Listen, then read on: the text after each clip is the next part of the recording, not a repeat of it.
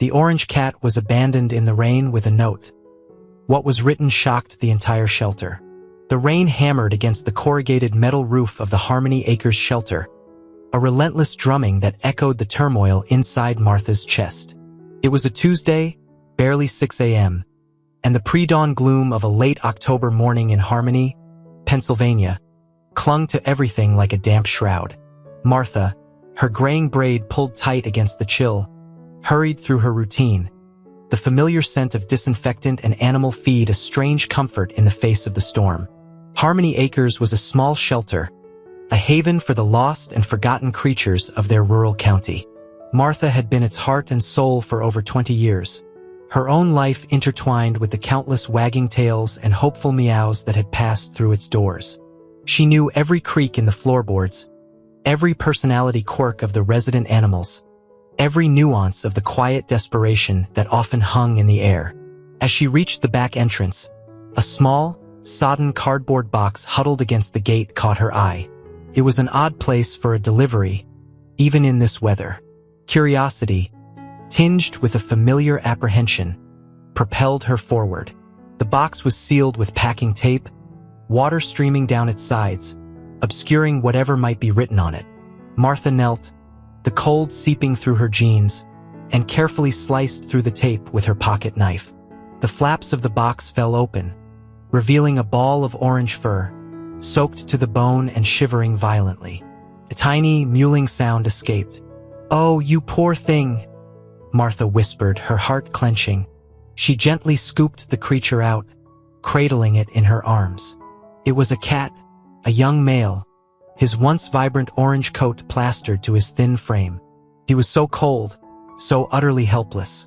As she carried him inside, a small, laminated piece of paper, tied to a thin piece of twine around the cat's neck, brushed against her hand. She paused under the dim light of the entryway, her fingers fumbling with the wet string. Finally, she freed the note and held it up, squinting at the childish scrawl, barely legible through the water damage. The words, penned in shaky blue ink, pierced the morning's quiet like a shard of glass. "Please love him. I can't anymore. His name is Rusty." Martha read it and reread it. The warmth of the shelter's main room was a stark contrast to the biting wind and rain outside. Martha placed Rusty, still wrapped in a towel, onto the examination table in the small clinic area. He barely moved, his eyes, a startling shade of amber, wide with fear. "He's in shock, Martha," Dr. Evans said, his voice gruff but his hands surprisingly gentle as he examined the cat. Dr. Evans, a man of few words and even fewer smiles, had been the shelter's veterinarian for almost as long as Martha had worked there.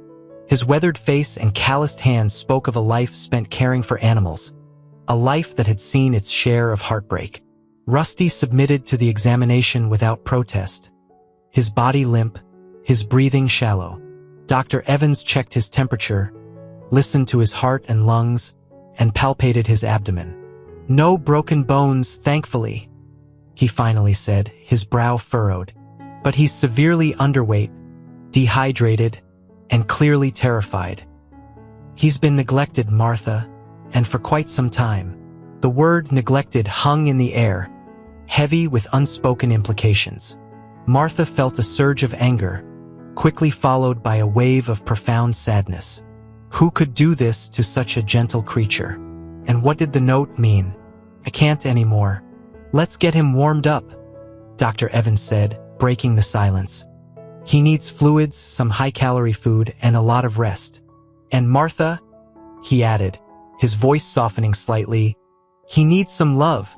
The shelter staff, a small but dedicated team, sprang into action. Sarah, the young volunteer, prepared a warm, diluted broth, while another worker, Tom, found a soft, fleece-lined bed and placed it near a radiator. Martha carefully dried Rusty with a fresh towel, stroking his matted fur, murmuring soothing words. He flinched at first, but gradually, he seemed to relax into her touch, a faint purr rumbling in his chest. As the morning progressed, Rusty slowly began to show signs of improvement. He lapped at the broth, his tiny tongue working diligently. His shivering subsided, and his eyes, though still wary, lost some of their frantic edge. His orange coat, once dull and lifeless, began to regain a hint of its former glory, the fur soft and silky where it was dry. Martha posted a picture of Rusty and a brief description on the shelter's social media pages and on local lost pet groups, hoping someone would recognize him. But as the day wore on, there were no calls, no messages, no sign of an owner desperately searching for their lost companion. The mystery of the note and the little girl's desperate plea deepened. Martha sat beside Rusty's bed, watching him sleep. She was bone-tired, the early morning and the emotional weight of the discovery taking their toll. But she couldn't leave him. She felt a connection to this small, broken creature, a sense of responsibility that went beyond her usual duties. She had to find out who had left him and why. The next morning, Martha arrived at the shelter with a renewed determination. Rusty was a little stronger, eating well and even venturing a few tentative steps around his enclosure. But the question of his owner still loomed, a nagging ache in Martha's heart. She decided to take a more proactive approach. She printed out flyers with Rusty's picture and a sanitized version of the note. Found, Orange Cat. Please contact Harmony Acres Shelter if you recognize him. She omitted the personal message, feeling a need to protect the privacy of the unknown writer, even as she sought to find them. Her first stop was the Harmony Community Church, a large, white-steepled building that served as a social hub for the town. Reverend Miller, a kind, elderly man with a comforting presence, listened patiently to Martha's story. He promised to post the flyer on the church bulletin board and mention it during his Sunday sermon. Next, she visited the local senior center, Golden Years Haven. Many of the residents were animal lovers, and Martha hoped someone might recognize Rusty. She spoke to Mrs. Henderson, the activities director, a woman known for her sharp memory and her even sharper wit. Mrs. Henderson studied the flyer intently but shook her head. He's a beautiful cat, Martha, but I don't recognize him. I'll ask around, though. Martha then went on to the local shops and taped the picture and note in the windows. Martha's efforts continued throughout the day. She visited the local grocery store, the post office, and even the small police station, where Officer Riley, a young, somewhat skeptical officer, took the flyer with a non-committal grunt. Each encounter offered a glimpse into the fabric of Harmony, a town where everyone knew everyone else, or at least, that's how it seemed. But no one recognized Rusty. The librarian, the shop owner with his endless gossip, the regulars at the diner all offered sympathy and well wishes, but no leads. As the day drew to a close, Martha felt a growing sense of discouragement. She had exhausted all the obvious avenues, and she was no closer to finding Rusty's owner. The note, with its heartbreaking plea, seemed to mock her efforts. Back at the shelter, she found Rusty curled up in his bed, his orange fur glowing in the soft light.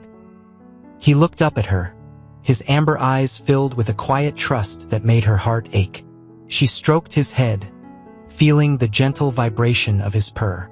"I won't give up, Rusty," she whispered. "I promise you I won't." But even as she spoke the words, a sliver of doubt crept into her mind. What if she never found the answer?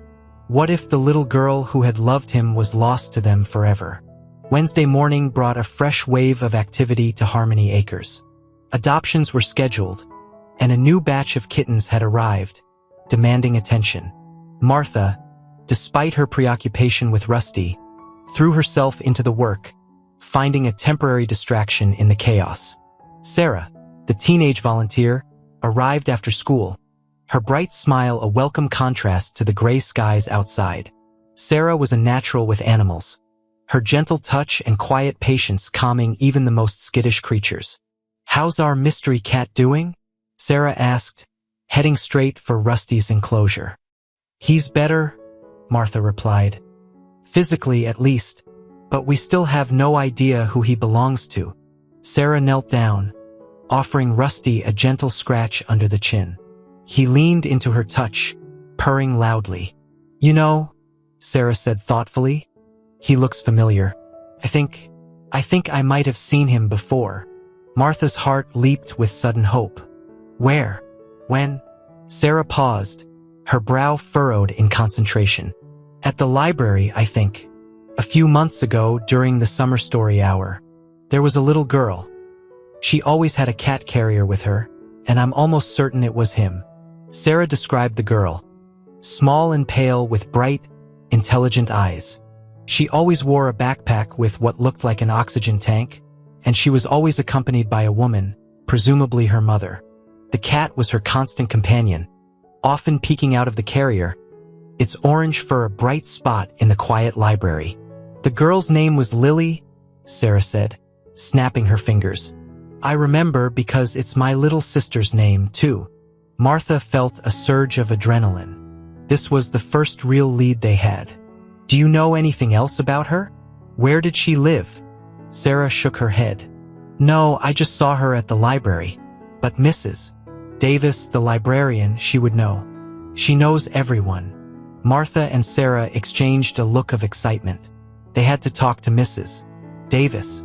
They rushed to the Harmony Public Library, a stately brick building that stood at the heart of the town square. Inside, the air was hushed, filled with the comforting scent of old books and polished wood. Mrs. Davis, a woman in her early 70s with a kind face and a warm smile, sat behind the circulation desk. She greeted Sarah with recognition and listened intently as Martha explained their quest. Her smile faded as she heard the story, her eyes clouding with sadness. Yes, she said softly. I remember Lily and her mother, Susan, and Rusty, of course. He was such a sweet cat. She confirmed Sarah's description of Lily, a frail child, battling a serious illness, but with a spirit that shone brighter than any star. Lily had been a regular at the library's story hour, always eager to listen and learn, always with Rusty by her side. Susan, she hasn't been in for a while, Mrs. Davis said, her voice heavy with unspoken concern. I did hear. I heard that Lily's condition had worsened. With a trembling hand, Mrs. Davis reached for a small address book behind the desk. She flipped through the pages, her finger tracing the names. Here it is, she said, her voice barely a whisper. Susan Miller. This is their address. Mrs. Davis hesitated, and then she provided the information. The part ends on this. The address Mrs. Davis had provided led Martha and Sarah to a quiet residential street on the outskirts of Harmony. The houses were modest, mostly single-story homes with small, well-kept yards. Number 12 was a pale blue bungalow with a faded welcome sign hanging on the front door. The lawn was slightly overgrown, and the curtains were drawn, giving the house a neglected air. Martha took a deep breath, her heart pounding. This was it, the moment of truth. She glanced at Sarah, who offered a small, encouraging smile. They walked up the short driveway and rang the doorbell. The sound echoed inside the house, followed by a long silence. Martha was about to ring again when the door finally opened. A woman stood in the doorway, her face pale and drawn, her eyes red-rimmed. She looked to be in her late 30s, her brown hair pulled back in a messy ponytail, her clothes rumpled. She stared at Martha and Sarah with a mixture of suspicion and weariness. Yes? She asked, her voice hoarse. Mrs. Miller? Martha asked gently. My name is Martha, and this is Sarah. We're from Harmony Acres Animal Shelter. Susan's eyes widened slightly, a flicker of something, fear, perhaps, or recognition, crossing her face. Martha held up the picture of Rusty, the one they had used on the flyers. We found this cat. He was left at the shelter a few days ago. With this, she held out the laminated note, the childish handwriting still visible. Susan's hand flew to her mouth, her eyes filling with tears. She reached out, her fingers trembling as she took the note. She stared at it for a long moment, her body shaking. It's Lily's, she whispered, her voice choked with emotion. It's Lily's handwriting. Martha and Sarah exchanged a look of profound sadness. They had found Rusty's owner, but the circumstances were far more tragic than they could have imagined. May we come in, Mrs. Miller? Martha asked softly. Susan hesitated for a moment, then nodded, stepping back to allow them inside. The house was small and sparsely furnished, but it was clean and tidy. Family photos adorned the walls, mostly of a smiling, bright-eyed girl with a mischievous grin, Lily. In many of the pictures, a familiar orange cat was nestled in her arms. Susan led them to the living room, gesturing for them to sit on a worn sofa. She sat opposite them, clutching the note in her hands, her gaze fixed on the floor. "Lily, she passed away last week," Susan said, her voice barely above a whisper. "She had a rare genetic disorder. We knew it was terminal, but it happened so fast." She recounted Lily's story, her voice breaking with emotion. The long years of hospital visits, the endless treatments, the unwavering hope that slowly dwindled. Lily's love for animals, especially for Rusty, had been a constant source of joy and comfort throughout her short life. "He was her best friend," Susan said, a tear rolling down her cheek. "They were inseparable. He slept on her bed, he followed her everywhere. He even came with us to the hospital." As Lily's condition worsened, she became increasingly worried about what would happen to Rusty. She knew her mother was struggling, overwhelmed with medical bills and the demands of caring for a terminally ill child. She couldn't bear the thought of Rusty ending up neglected or abandoned. "In her final days," Susan continued, her voice trembling, She made me promise to find him a good home," she said. She said he deserved to be loved. Leaving Rusty was Lily's final decision. Martha and Sarah listened in stunned silence, tears welling in their own eyes. The weight of Susan's grief, the depth of Lily's love for Rusty, filled the small living room, a palpable presence. We had no idea," Martha finally said, her voice choked with emotion. "The note, it was so heartbreaking, but we didn't understand the full story." Susan managed a weak smile. She loved him so much, more than anything. She looked down at the note in her hands, her fingers tracing the childish scrawl. She wrote this just a few days before she couldn't finish the sentence, her voice breaking again. Sarah, who had been silent until now, reached out and gently touched Susan's arm. "He's safe, Mrs. Miller," she said softly. "He's at the shelter and he's doing okay. He's a very sweet cat. May I see him?" Susan asked, her eyes pleading. Martha nodded. "Of course. We can take you to the shelter right now if you'd like." The drive to Harmony Acres was silent, each woman lost in her own thoughts. Susan stared out the window, her face etched with grief. Martha glanced at her in the rearview mirror, her heart aching for the woman's loss. When they arrived at the shelter, Rusty was curled up in his bed, seemingly asleep. Martha led Susan to his enclosure, her hand resting gently on Susan's back. "Rusty," Martha said softly, opening the door. Rusty stirred, lifting his head. He blinked sleepily, then his eyes widened as he saw Susan. A soft, rumbling purr erupted from his chest, and he scrambled to his feet, his tail twitching. Susan knelt down, tears streaming down her face.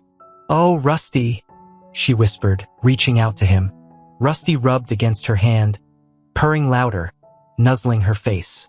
He seemed to recognize her, his body language expressing a mixture of joy and a subtle, underlying sadness. The reunion was bittersweet, a poignant reminder of the bond that had been broken, the love that still lingered. Martha and Sarah stepped back, giving Susan and Rusty some privacy. After a long while, Susan stood up, wiping her eyes. She looked at Martha, her expression a mixture of gratitude and resignation. "Thank you," she said, her voice hoarse. "Thank you for taking care of him, for finding me." "We're just glad we could help," Martha replied. Susan hesitated, then took a deep breath. I can't take him back," she said, her voice trembling. "My life is too unstable right now. I'm trying to get back on my feet. And Lily wanted him to have a home where he would be loved. She made me promise." Martha nodded, understanding completely. "We'll find him the perfect home, Mrs. Miller," she said, her voice firm with conviction. "I promise you we will. We'll honor Lily's wishes."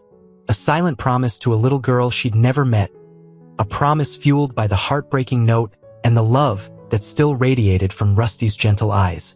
Back at the shelter, life continued its usual rhythm.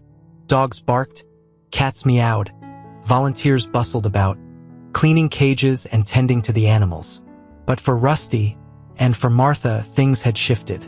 The knowledge of his past, of Lily's love and Susan's grief, had created a deeper connection, a more profound sense of responsibility. Rusty, though still shy around strangers, seemed to be adapting to his new surroundings. The initial fear in his eyes had gradually subsided, replaced by a cautious curiosity. He ate well, his thin frame slowly filling out. His orange coat, now regularly groomed, gleamed in the sunlight, a testament to the care he was receiving. Martha made a point of spending extra time with him each day. She would sit beside his enclosure, reading aloud from children's books, remembering Lily's love for Story Hour. Sometimes she would simply talk to him, telling him about her day, sharing her thoughts and feelings. Rusty would listen, his amber eyes fixed on her face, his purr a constant, comforting presence. The other shelter animals, too, seemed to sense Rusty's vulnerability.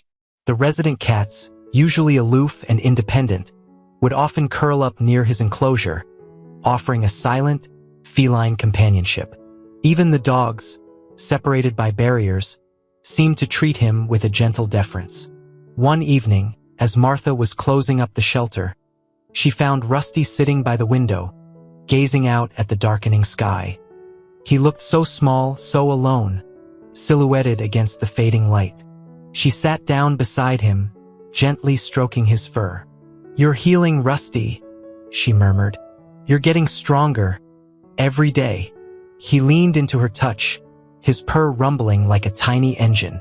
Martha felt a surge of affection for this resilient creature, this living embodiment of a little girl's love. He was more than just a shelter cat. He was a symbol of hope, a testament to the enduring power of the human-animal bond. She knew the search for his perfect home would be a challenge, but she was determined to find it. He deserved nothing less. The following weeks were filled with the usual shelter routine: adoptions, intakes, vaccinations, and the endless cycle of feeding and cleaning. But for Martha, the search for Rusty's forever home became a primary focus. She carefully screened each adoption application, looking for the perfect match. She wanted a home filled with love, patience, and understanding, a home that would honor Lily's memory and provide Rusty with the security he deserved. Several families expressed interest. One young couple, eager to adopt their first pet, seemed promising. They were enthusiastic and affectionate, but Martha noticed that Rusty seemed withdrawn and anxious during their visit, hiding in the corner of his enclosure. Her instincts told her it wasn't the right fit.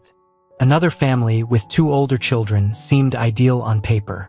They had a large house, a fenced yard, and experience with cats. But during the home visit, Martha observed a certain impatience in the children's interactions with Rusty, a lack of the gentle understanding he needed.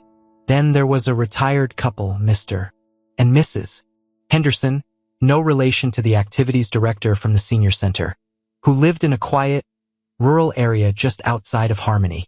They had a large garden, a cozy fireplace, and a lifetime of experience with animals.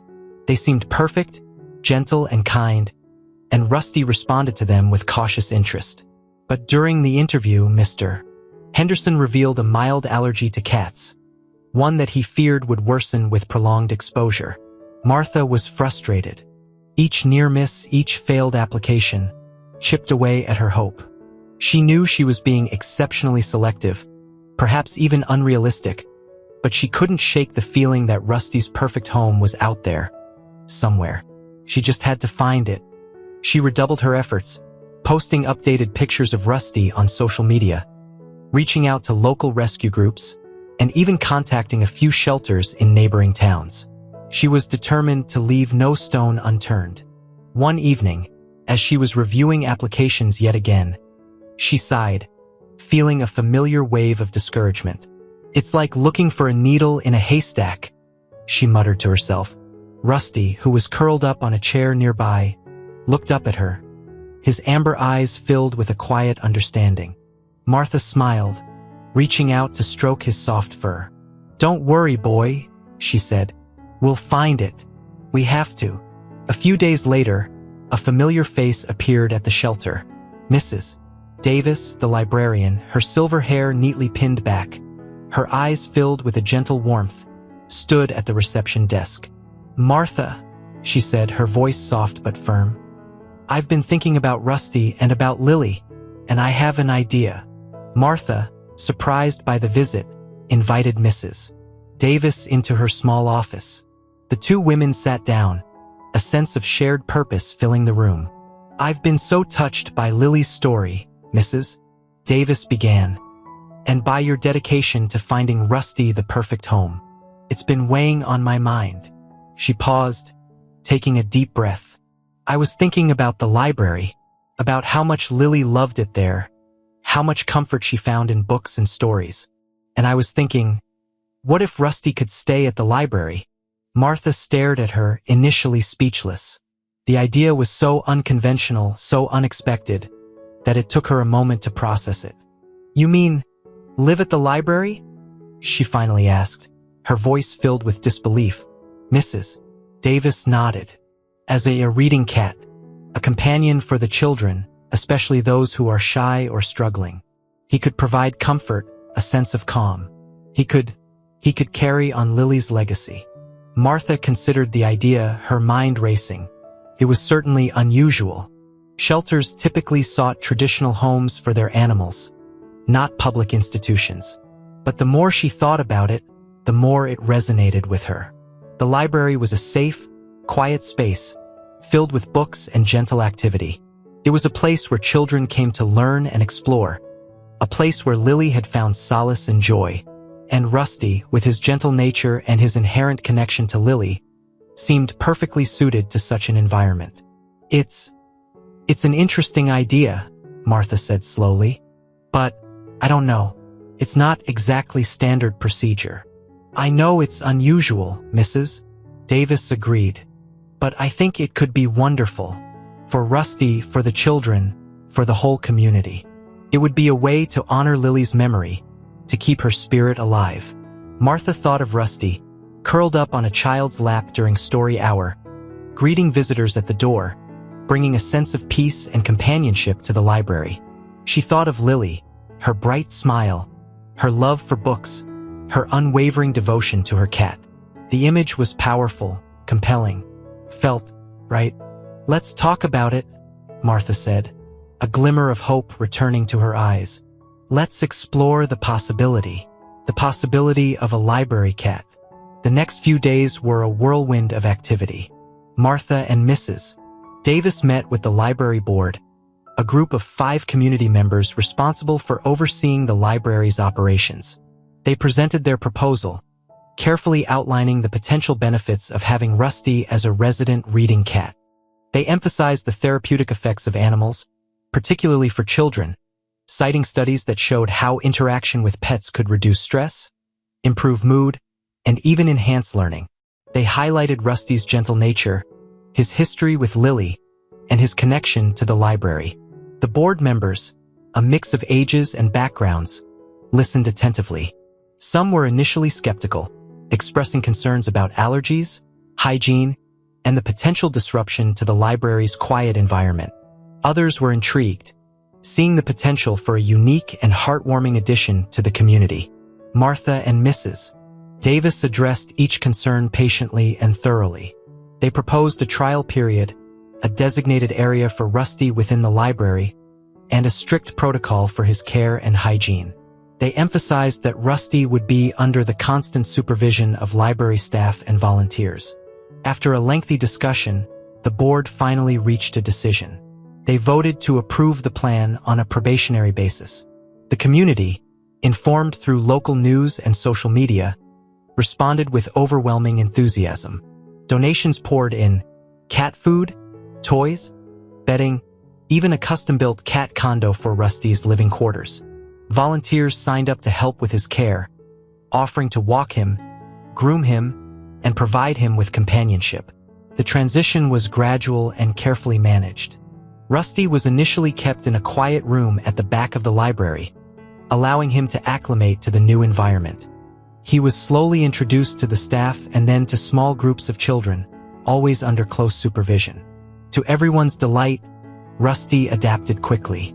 He seemed to thrive in the quiet, book-filled atmosphere. He explored his new surroundings with cautious curiosity, eventually settling into a routine that included napping on sunbeams, greeting visitors at the door, and curling up on laps during story hour. He became a beloved figure, a furry ambassador of peace and comfort. Children who were previously reluctant readers were drawn to him, reading aloud to him without fear of judgment.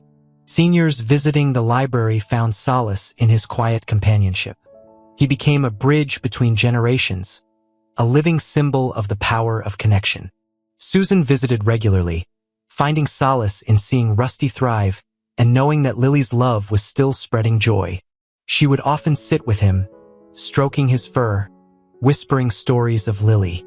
The library created a small memorial for Lily, a corner with her picture and a collection of her favorite books. It became a place of quiet reflection, a reminder of the little girl who had touched so many lives. Rusty's presence at the Harmony Public Library had a ripple effect, extending far beyond the quiet corners where he napped and purred. He became more than just a reading cat. He became a catalyst for healing, a symbol of resilience, and a source of unexpected connections within the community.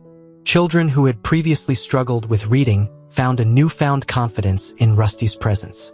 They would sit beside him, patiently sounding out words, their voices gaining strength as they shared stories with their furry companion.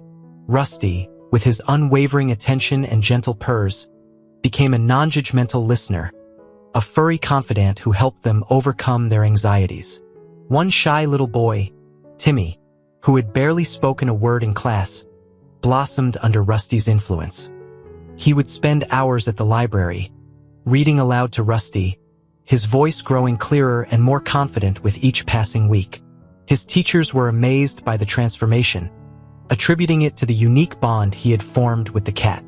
Seniors, too, found comfort and companionship in Rusty's presence. Many, who lived alone or had lost loved ones, would visit the library regularly, simply to sit with him, stroke his fur, and share their stories. Rusty became a furry therapist, a silent listener who offered unconditional love and a warm presence in their often lonely lives. One elderly woman, Mrs. Peterson, who had recently lost her husband, became a regular visitor. She would sit with Rusty for hours, talking to him about her life, her memories, her grief. Rusty, with his innate ability to sense emotion, would curl up on her lap, his purr a soothing balm to her aching heart. Susan, Lily's mother, continued to visit the library regularly, finding solace in watching Rusty interact with the children. Seeing him thrive, bringing joy to others, helped her to heal, to find a measure of peace in the midst of her grief. She often brought small gifts for Rusty, toys, treats, even a hand-knitted blanket in Lily's favorite color, purple. The library, once a quiet sanctuary for book lovers, became a vibrant hub of community activity. People from all walks of life were drawn to Rusty, their shared affection for the cat creating unexpected connections. Conversations sparked, friendships blossomed, and a sense of collective healing began to permeate the town. The small memorial for Lily, with her picture and her favorite books, became a focal point, a reminder of the power of love and the enduring legacy of a little girl who had touched so many lives. People would leave small notes, flowers, even drawings of Rusty, creating a tapestry of remembrance and gratitude. Years passed. Rusty, his once vibrant orange coat now streaked with silver, remained the heart of the Harmony Public Library. He was a legend, a local celebrity, his story known throughout the county. He had aged gracefully, his movements slower, his naps longer, but his spirit remained undimmed. Martha, now retired from the shelter but still a frequent visitor, would often sit with Rusty, reminiscing about the stormy night that had brought them together, the desperate note, the long search for answers. Their bond, forged in grief and hope, remained as strong as ever. Sarah, the young volunteer who had first recognized Rusty, was now a veterinarian herself, inspired by her experiences at the shelter and her connection to the little orange cat. She often visited the library, checking on Rusty's health and sharing stories with the children. The library continued to thrive, its walls echoing with the laughter of children, the rustle of turning pages, and the gentle purr of a beloved cat. New generations of children grew up with Rusty, learning to read with him by their side, finding comfort in his presence, and hearing the story of the little girl who had loved him so much. Susan, her life gradually rebuilding, had found a measure of peace. She had remarried, had another child, a little boy named Leo, who loved to visit the library and play with Rusty. The pain of Lily's loss would always be with her, but it was tempered by the knowledge that her daughter's love continued to ripple outwards, touching countless lives. One sunny afternoon, Martha sat with Rusty in his favorite spot, a window seat overlooking the town square. He was old now, his breathing shallow, his movements frail. He lay curled up on her lap, his purr a faint, comforting rumble. A group of children gathered around them, their faces filled with concern. They had noticed that Rusty was slowing down, that he wasn't as playful as he used to be. "Is Rusty going to be okay?" a little girl asked, her voice filled with worry. Martha smiled, stroking Rusty's soft fur. "He's old, sweetheart," she said gently. "He's had a long and happy life, and he's loved, very, very loved." She told them the story of Lily, of the stormy night, the desperate note, and the love that had brought Rusty to the library. She spoke of the healing he had brought to the community, the connections he had forged, the legacy of love he embodied. The children listened, their eyes wide with wonder. They understood, in their own way, the profound impact the small furry creature had had on their lives and on the lives of so many others. Later that night, Rusty passed away peacefully in his sleep, curled up in his favorite blanket, surrounded by the books and the memories he had helped create. His passing was mourned by the entire community. The library closed for a day in his honor, and a memorial service was held, attended by hundreds of people whose lives he had touched. But even in his absence, Rusty's legacy lived on. The library established a Rusty's Corner, a special area dedicated to children's books about animals, kindness, and overcoming challenges. They also created a Lily's Fund, a small endowment to support children's literacy programs in the community. And so, the story of the orange cat who was abandoned in the rain, the cat with the heartbreaking note, became a legend, a testament to the enduring power of love, the healing power of connection, and the extraordinary impact a small, furry creature could have on an entire town. The cycle of love and literacy, started by a little girl and her beloved cat, continued generation after generation, a lasting legacy of kindness and hope.